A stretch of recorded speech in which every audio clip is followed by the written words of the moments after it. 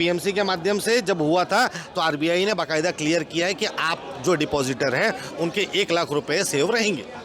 तो बाकी अगर किसके 5 लाख है, 10 लाख है, 2 लाख है, वो क्या करे? तो बैंक कह रही है आपके पास, मेरे पास सेव है, बस सेव है। सेव है, आप शांति कब देंगे पता नहीं। मेरे पास तो आने दो पहला, ये बैंक की परिस्थिति है। मेडिकल का कल पैसा डिपॉजिट, 1 मिनट, क्या? कल मैंने इसमें 5 बजे पैसा डिपॉजिट किया। वो मेडिकल का 33,000 बिल भरना है मेरे को।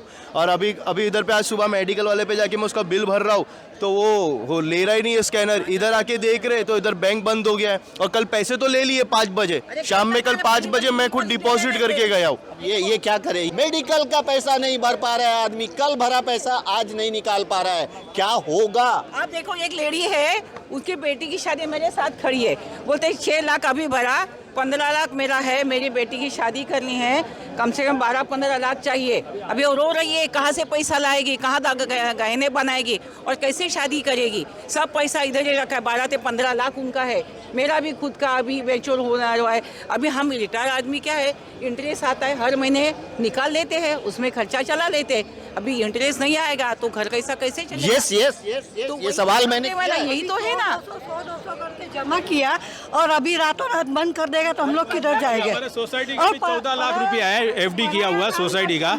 अभी हम लोगों ने फ्लोरिंग का काम चालू किया है, अभी वो कैसा होएगा? अभी वो तो पैसा अटक गया ना। और सोसाइटी चलेगा कैसे? वही तो, सोसाइटी भी कैसे चलेगी, कैसा मैंने सुना है कि न्यू इंडिया में बहुत सारी सोसाइटी का अकाउंट है। जटल का भी अकाउंट है। आरबीआई हमेशा इंस्पेक्शन करते रहती है, ऑडिट करते रहती है। वो लोग को क्यों नहीं मालूम पड़ा कि इस बैंक में कुछ प्रॉब्लम है, कोई गाइडलाइन ये लोग फॉलो नहीं कर रहे?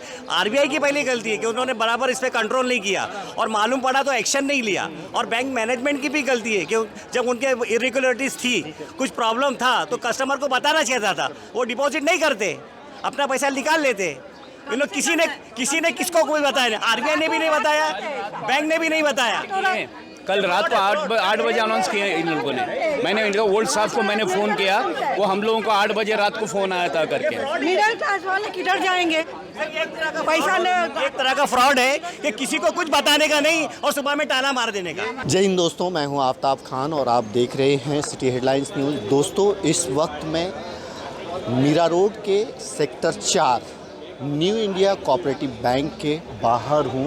फर्स्ट फ्लोर पे ये बैंक है और आप देख सकते हैं कि ये लंबी कतार जो है वो डिपॉजिटर्स की है। उसके साथ साथ बहुत सारे लोगों के यहाँ पे लॉकर्स भी हैं। आज सुबह ही एक नोटिफिकेशन आता है जिसमें ये बताया जाता है कि क्योंकि new India cooperative bank RBI के गाइडलाइन को पूरी तरह से फॉलो नहीं कर रही है, इसलिए 6 महीने तक के लिए कोई भी ट्रांजैक्शन आम डिपॉजिटर्स नहीं कर पाएगा। वहीं न्यू इंडिया कोऑपरेटिव बैंक का कहना है कि आपका पैसा हमारे पास सुरक्षित है, सिर्फ आप 6 महीने तक ट्रांजैक्शन नहीं कर पाओगे। माय क्वेश्चन इज कि ज़्यादातर middle class, lower middle class के पैसे इस बैंक में हैं। अगर किसी का लाख रुपया है और उसका महीने का खर्चा 10,000 रुपया है, 20,000 रुपया है और वो इसी पे डिपेंडेंट है, तो वो पैसे कहाँ से लाएगा? 6 महीने क्या सरकार उसको कुछ फैसिलिटीज़ देगी इस तरह की? My first question is this. बहुत सारी सोसाइटीज़ का account new India cooperative bank में है। अब अगर 6 महीने तक ट्रांजैक्शन बैंक से नहीं कर पाएंगे तो सोसाइटी अपना खर्चा, सोसाइटी का जो वाटर बिल है, लाइट बिल है, उसके वॉचमैन के है, मेंटेनेंस है, ये सारे खर्चे कहाँ से निकालेंगे? That is the question. चौथा, बहुत सारे सीनियर सिटीजन्स जिन्होंने एफडी करके यहाँ पे रखा हुआ है और उस एफडी के बदले उनको जो 10,000, 20,000, 5,000 रुपये महीने निकलते हैं, उससे वो अपना घर परिवार चलाते हैं। यहाँ पे वो 6 महीने तक क्या करेंगे? आरबीआई को इस तरह से अचानक अंकुश लगाने से पहले ये सोचना चाहिए। हमारे साथ हैं आशीष मिश्रा जी। आशीष मिश्रा जी, आपको काफ़ी कुछ नॉलेज है। एक बड़ा जो मामला आया था, आज तक उनके पैसे हमें जहाँ तक मालूम है नहीं मिल पाए, तो क्या उसी तर्ज पे न्यू इंडिया भी जा रही है? देखिए, इस विषय को लेके मैंने भारत की वित्त मंत्री से लेके प्रधानमंत्री से लेके गृह मंत्री से लेके रिजर्व बैंक ऑफ इंडिया तक को बार बार इत्तला किया कि जो बड़े बड़े व्यापारियों को 20 लाख करोड़ रुपए जो माफ़ किए गए हैं, वो 20 लाख करोड़ की वसूली होगी कहाँ से। जैसे मैं आपको बताता हूँ, पीएमसी क्रमवार तरीके से चलते हैं। जब पीएमसी बैंक का घोटाला हुआ तो एग्जैक्टली इसमें हुआ क्या था। एचडीआईएल के जो प्रमोटर थे, एचडीआईएल के प्रमोटर वाधवान जी, उनके ऊपर 1100 करोड़ रुपए का कर्जा था। 11 से लेके 13 तक इन लोगों ने उसके ऊपर कुछ नहीं बनाया, ना उनके कोई रिकवरी का कोई एजेंसी और तरीका बनाया। उन्होंने डायरेक्ट 17 में उनके ऊपर वही अमाउंट 6000 करोड़ का दिखा दिया, और उसके बाद से वो कंपनी डूबने लगी। जबकि उस समय के डायरेक्टर कौन थे? डायरेक्टर उस समय भानु जी थे, रणजीत भानु जी। रणजीत भानु जी के बेटे को फिर से उसमें डायरेक्टर बनाया गया। उनको कल्प्रिट बनाया जाता है, बेटे को डायरेक्टर बनाया जाता है। तो जो आम आदमी का पैसा है आपके पास, अभी एक सामान्य आदमी होता है वो 10,000 रुपया ले आके जमा करता है। आपने अभी थोड़ा टाइम पहले वो DICGC के बारे में मुझसे पूछा था। उसका मतलब होता है कि जब हम लोग डिपॉजिट कुछ करते हैं ना, तो उसके ऊपर हमको RBI है ना इंश्योरेंस की, क्रेडिटर्स की गारंटी देती है। तो वो चीज़ों को उन्हें दिखाया। अरे लेकिन आप दोगे हमको तब ना जब आपके पास होगा। आप तो हाथ खड़े करके ताला मार दे रहे हो, और आपकी रक्षा करने के लिए आप सरकार के प्रशासन की मदद भी ले रहे हो। तो आम पब्लिक है, हमारे कहने का अर्थ ये है कि जिस प्रकार से बड़े बड़े कंपनियों, उद्योगपतियों को, धन्ना सेठों के पैसे को आप माफ़ कर रहे हैं, वेव ऑफ कर रहे हैं, और उसकी कटाई आप कहाँ से कर रहे हैं? आम पब्लिक से कर रहे हैं। ये लगे हुए लोग लाइन, अभी कुछ लोग 6 महीने क्या होगा इनका? 6 महीने ये क्या करेंगे? इनके पास लाख होगा, 2 लाख होगा, 5 लाख होगा, 6 महीने तक जिएंगे कैसे? किस तरह से? अगर किसी का पूरा पैसा है और 6 महीने के बाद भी ये मिल जाएगा, क्या मालूम 6 महीने के बाद कुछ और नोटिफिकेशन आ जाए। कुछ दिन पहले से ही चालू है वो प्रक्रिया। एक समय था कि इंदिरा गांधी जी ने बैंकों का राष्ट्रीयकरण किया था, और आज क्या हो रहा है, ये वाली बैंक डूबी तो ये अपने को पता भी नहीं चलता है कि ये वाली बैंक में कब मर्ज हो गई। अब आम आदमी भरोसा कैसे करे? जहाँ तक मैं जानता हूँ कि 30 साल पुरानी बैंक है ये, 30। मेरे जहाँ तक आप 68, यानी कि आप सोचिए 40 साल पुरानी ये एक 45 ईयर्स बोल रही है। 45 ईयर्स से एक बैंक चल रहा है और अचानक एक नोटिफिकेशन आता है। व्हाट इज दिस यार? ये चीज़ है कि बैंक की प्रणाली बिना सोचे समझे कोई भी काम करे। जैसे कि आनंद का विषय ये तो हो सकता है कि 12 लाख कमाने वालों को इनकम टैक्स के स्लैब में छूट है, लेकिन हकीकत ये भी तो देख लो 12 लाख कमाता कौन है। ये भी तो समझने वाली बात है।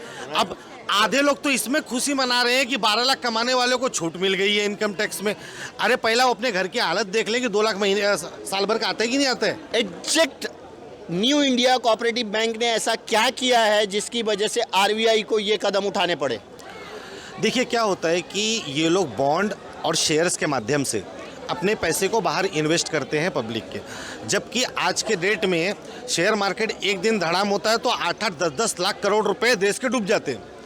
लेकिन देश के प्रधानमंत्री खुद कहते हैं कि आप शेयर मार्केट में इन्वेस्ट करो।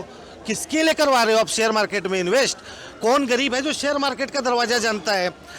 और शेयर मार्केट में जो इन्वेस्ट जिसकी कंपनी के नाम पे आप कर रहे हैं, उनकी कंपनियां जो हैं वो सेल के माध्यम से, जो कंपनी ना पेपर में रजिस्टर्ड है, ना उसका कोई ऑफिस है, ना उसका कोई मालिक है, और सरकार इवन कहती है कि ये कंपनी का मेरे पास कुछ डेटा ही नहीं है, ऐसी सेल कंपनियों में इन्वेस्ट हो रहा है और वापस मॉरिशस के माध्यम से और उन्हीं सेल कंपनियों के माध्यम से देश में वापस आ रहा है।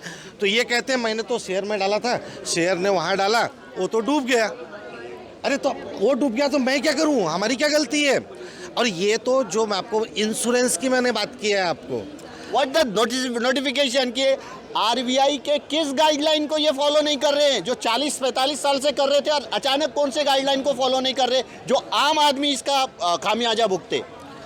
देखिए मैंने आपको एक हकीकत ये है, इन्होंने भले लगा रखा है कि 5 लाख रुपया तक का आपका इंश्योरेंस हमारे पास क्रेडिट है, ठीक है, वो तब है जब आप मार्केट में वो रेपो में बने रहोगे तब, वरना वो भी नहीं है। RBI का वास्तव में गाइडलाइंस है, आपके खाते में 5 करोड़ है, मेरी कंपनी डूब गई या मेरा बैंक डूब गया, आपको हम 1 लाख रुपया देंगे जीने खाने के लिए। ये वास्तव में ये जो असलियत है, अगर आपको इस पर स्टे लगाना था तो आप लोग एक हफ्ता पहले डिपॉजिट लेना बंद कर देते, एक हफ्ता पहले डिपॉजिट लेना बंद कर देते। अभी मेरे को इमरजेंसी है, अब हॉस्पिटल वाला हो गया, ये जो हो गया वो मुझे तो छोड़ेंगे नहीं, उन लोग तो मुझे घर नहीं लेने जाने देंगे।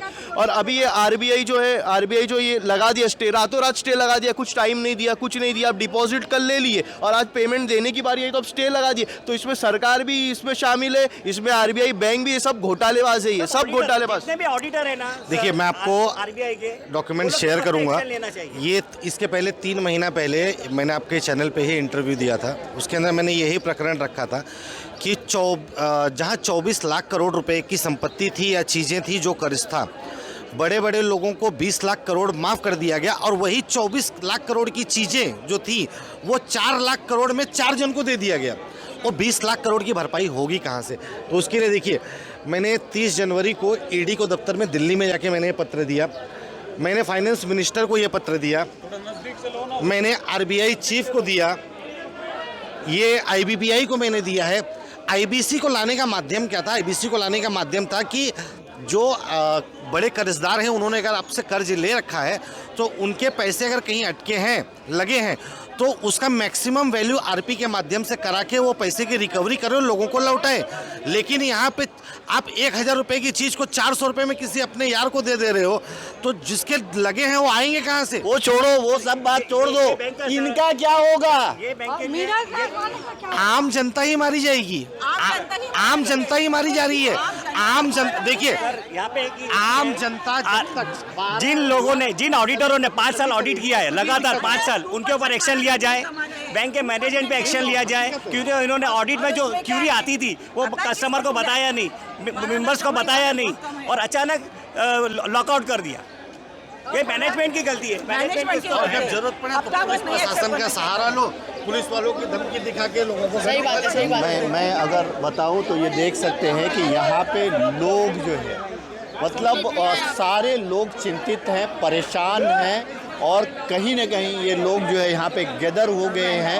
अब ऐसा हो गया है कि लोगों का पेशेंस जवाब देता जा रहा है और एक पे एक कहीं ना कहीं जो है लोग इसी चिंता में लगे हुए हैं कि उनके पैसे का क्या होगा। आप ये देख सकते हैं कि ये वहाँ से लेकर के यहाँ तक लोग कहीं ना कहीं परेशान दिख रहे हैं। कुछ लोगों ने अपनी बातें शेयर की, लेकिन सवाल फिर से वही खड़ा होता है कि 6 महीने तक अगर लोग अपने पैसे का ट्रांजैक्शन नहीं कर पाएंगे तो वो अपना घर परिवार कैसे चलाएंगे, किस तरह से जीवन यापन करेंगे। और ये जो एश्योरेंस बैंक की तरफ से दिया जा रहा है, क्या वो फ्यूचर में फुलफ़िल होगा? हालांकि न्यू इंडिया कोऑपरेटिव बैंक का कहना है कि आपका पैसा हमारे पास सुरक्षित है और आरबीआई के जो ऑडिट चल रहे हैं, आरबीआई के इंस्ट्रक्शंस हैं, उस वजह से आप अपने पैसे का ट्रांजैक्शन नहीं कर पाएंगे।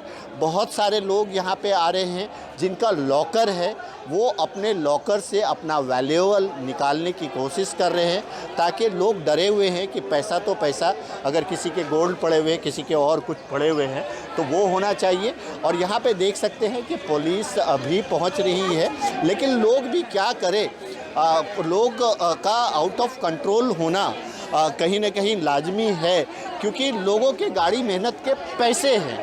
तो आप देख सकते हैं यहाँ पे किस तरह से भीड़ है और लोग हैरान परेशान हैं इस बात को लेकर के कि अचानक उन्हें जो है ये कहा जा रहा है कि आप अपने 6 महीने तक आप अपना पैसा नहीं निकाल पाएंगे।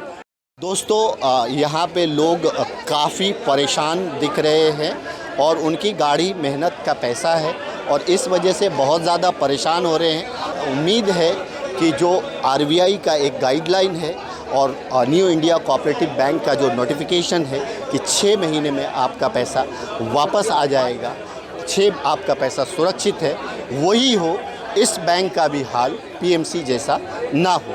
अंत में इतना ही कहेंगे, आप सब अपना ख्याल रखें, एक दूसरे को दुआओं में याद रखें। Thank you so much.